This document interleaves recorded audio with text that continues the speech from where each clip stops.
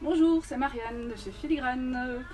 On est peut-être confiné, on est trop content puisqu'on peut lire. Et donc je vais vous parler de mes dernières lectures, dont notamment Anne-Marie Gara, La Nuit Atlantique. Anne-Marie Gara, on l'a déjà lu, elle a fait une trilogie qui était magnifique. C'est quelqu'un qui travaille beaucoup son style, qui fait de très longues phrases, très belles, mais en même temps qui a des sujets très très contemporains.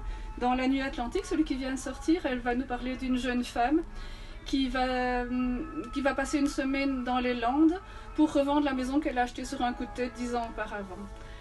Quand elle y arrive, la maison est squattée par un jeune photographe. Une histoire va commencer. Et c'est une histoire très sensuelle, très charnelle, mais qui passe par les mots. Et c'est très très très très beau. Et c'est une histoire d'amour assez positive. Donc c'est pas de la tromperie, c'est pas des mensonges, c'est juste super super beau. Et l'écriture d'Anne-Marie Gara, ça a tombé par terre. Magnifique. Donc c'est La Nuit Atlantique de Anne-Marie Gara chez Actes Sud.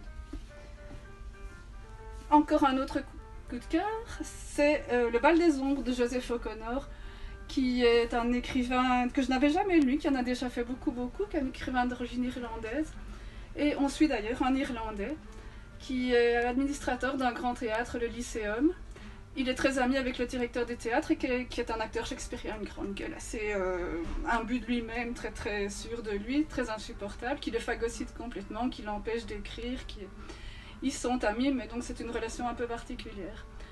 On suit ce qui se passe au cœur de ce théâtre, et on suit aussi ce qui se passe la nuit, puisque c'est l'époque de Jack l'Éventreur, c'est l'histoire d'Oscar Wilde, il se passe la nuit des choses un petit peu bizarres.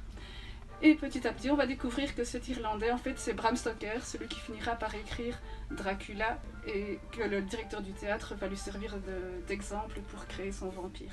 Voilà, magnifique, et un très très beau travail de traduction. Joseph O'Connor, Le Bal des Ombres. C'est chez Rivage.